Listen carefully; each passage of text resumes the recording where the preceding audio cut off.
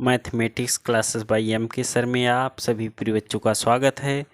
आइए, बहुत इम्पॉर्टेंट सवाल है प्रिय बच्चों, जो कक्षा 10 बोर्ड के लिए बहुत इम्पॉर्टेंट है प्रिय बच्चों। ठीक है, तो ध्यान से देखिए। सवाल है निर्देशांक ज्यामिति चैप्टर से प्रिय बच्चों, जो कि इस चैप्टर से 7-8 नंबर का, 9 नंबर का, कभी कभी तो 10 नंबर का भी सवाल देखने को मिल जाते हैं। ठीक है, इस चैप्टर से, पूरे चैप्टर से कम 10 नंबर, 8 नंबर, 9 नंबर, 10 नंबर हमेशा आपको इस चैप्टर से देखने को मिलेंगे।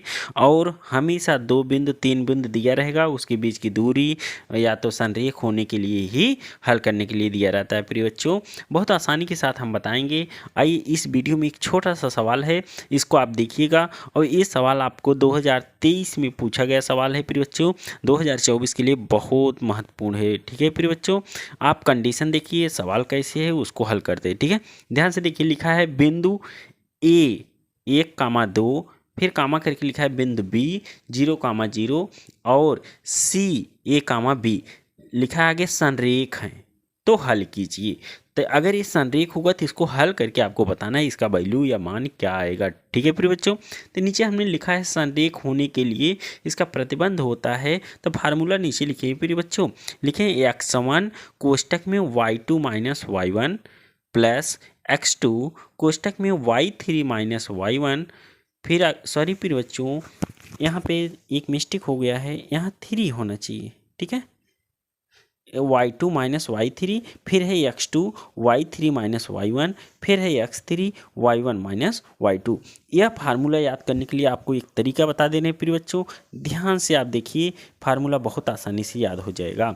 ठीक है, आप ऐसे यहाँ x1 लिख दीजिएगा, यहाँ ऐसे ब्रैकेट बनाइए, फिर ऐसे ही x2 लिखिए, फिर ब्रैकेट बनाइए, फिर प्लस करके x3 लिखिए, फिर ब्रैकेट बनाइए, फिर बराबर 0 कर दिए। ठीक है, इतना आप कर लेंगे क्रम से, x1 x2 x3।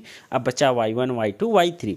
तो देखो यहाँ 1 हो रहा है ना, तो 1 के बाद क्या आता है 2, तो यहाँ होगा y2 माइनस अगली संख्या क्या आएगी 3 y3। ठीक, अब यहाँ देखिए x2 है, तो x2 के बाद क्या आएगा 3 आएगा, तो हम लिखेंगे y3 माइनस होगा आपका 3 के बाद 4 तो आएगा नहीं, तो 1 आएगा। ठीक, यहाँ देखिए 3 है, 3 के बाद फिर 4 नहीं आएगा तो 1 आएगा, तो y1 माइनस y2। ठीक, आपका ये फार्मूला होगा, संरेख होने के लिए फार्मूला होता है। ठीक है, अब यहाँ देखिए एक पॉइंट यहाँ है 1,2, तो इसको आप मान लीजिए x1, इसे मान लीजिए y1, फिर इसी प्रकार इसको x2, इसे y2, फिर इसे x3, इसे y3। ठीक, सभी पॉइंट हो गया क्लियर।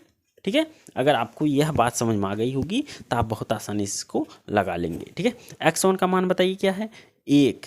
ठीक, 1 है, फिर कोष्टक में लिखेंगे y2 का मान आपका क्या है, यहाँ पे 0 माइनस y3 का मान यहाँ से b, फिर प्लस करेंगे x2 का मान क्या है आपका, देखिए 0 है, कोष्टक में लिखा है y3 का मान b है, फिर माइनस y1 का मान यहाँ पे 2 है। ठीक, देखो प्लस x3 का मान कहाँ है, यहाँ से a है, फिर कोष्टक में y1 का मतलब यहाँ पे 2, फिर माइनस y2 का मतलब 0। यह बराबर 0 होना चाहिए, इस संरेख होने का प्रतिबंध है बराबर 0। ठीक, अच्छा बताइए, अब किसी संख्या में अगर 0 घटाओ तो वही संख्या रह जाएगी माइनस बी का 1 में गुणा करेंगे तो माइनस बी ही रह जाएगी। अच्छा आप ये बताइए, किसी संख्या में अगर हम 0 से गुणा करेंगे तो क्या हो जाएगी, ये पूरी संख्या आपकी 0 हो जाएगी, खत्म उसका कहानी। ठीक, प्लस अब देखो, अगर हम a का गुणा 2 में करते, ये देखो अच्छे बताओ, किसी संख्या में अगर हम 0 घटाएं तो वही संख्या रहेगी +2 का गुणा a में करेंगे तो क्या हो जाएगा 2a बराबर होगा आपका 0। ठीक है, अच्छा बीत बताओ, इधर माइनस से उधर जा क्या हो जाएगा प्लस, तो 2a बराबर क्या होगा प्रिय बच्चों b। यही आपका आंसर है। ठीक है प्रिय बच्चों, आइए फिर से मिलते हैं किसी और वीडियो में।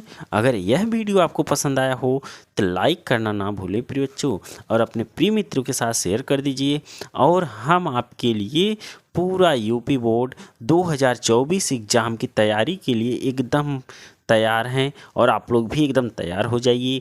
और इसी तरह से आप लोग को मोस्ट इम्पॉर्टेंट क्वेश्चन प्रतिदिन डेली हम हल करके वीडियो अपलोड करते रहेंगे। आप लोग देखिए, अपने प्रिय मित्रों के साथ शेयर करिए और एक लाइक ज़रूर कर दीजिए प्रिय बच्चों। ठीक है, फिर मिलते हैं और किसी वीडियो में, तब तक के लिए धन्यवाद प्रिय बच्चों।